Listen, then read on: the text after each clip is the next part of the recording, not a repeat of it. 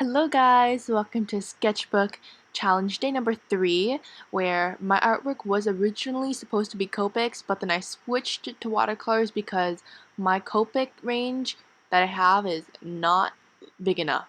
Like I know for Copics, like if you ever owned any, you'll notice how they kind of go like 3 numbers up per, but I had like 3 really random greens, 3 really random blues, and the blending was not about to work. So now we're just gonna do watercolor again. So today's artwork is actually inspired by this show I've been watching on Netflix. It's called Tiny House. It's like this Tiny House Nation video where these guys build people their dream tiny houses, and it's so cool. They're so innovative. And I was like, I want to paint a tiny house.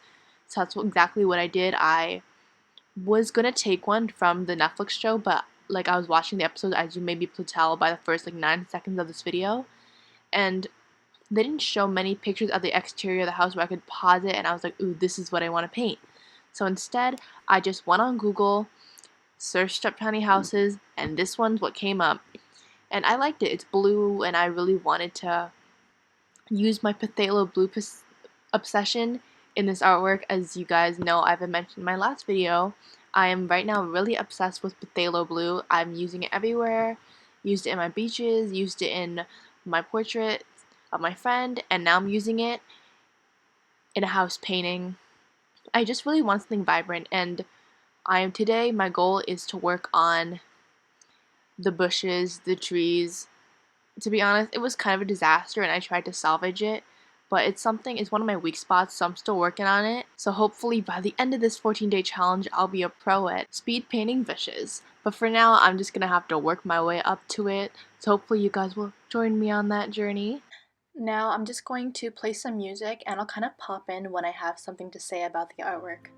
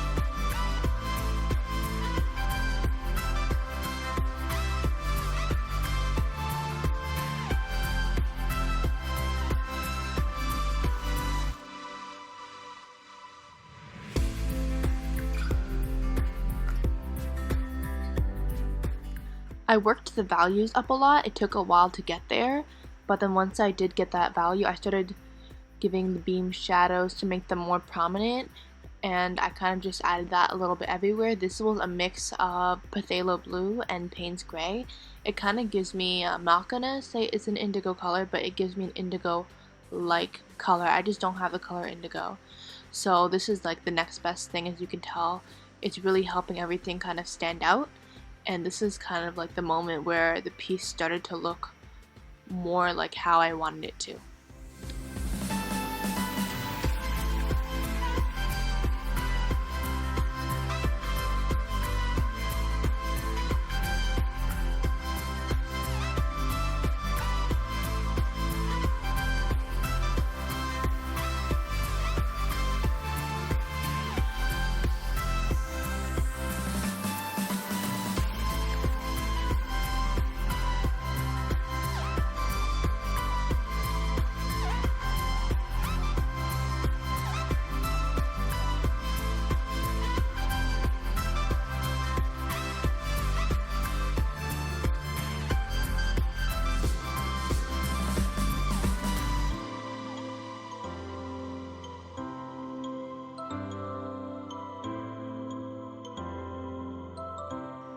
Here's my favorite part. I absolutely love what highlights these.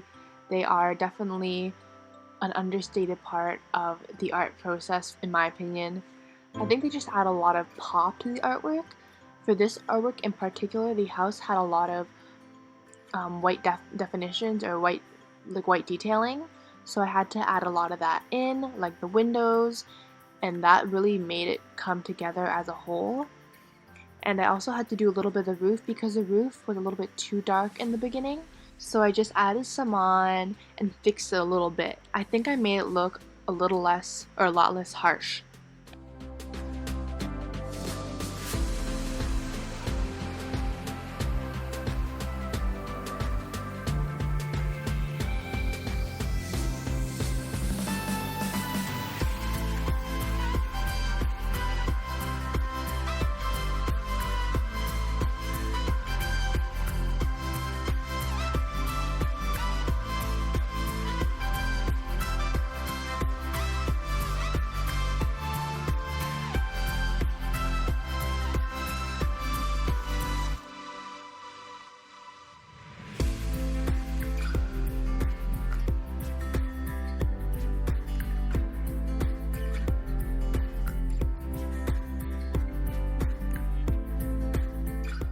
And the last thing I did was kind of define some more of the edges because I find buildings tend to have very sharp corners, so I did a little bit of fine liner. But yes, that is all for this painting. Thank you so much for watching. Stick around if you want. I'm going to put all of these days into a playlist. So stay tuned, subscribe if you'd like, and until next time, bye!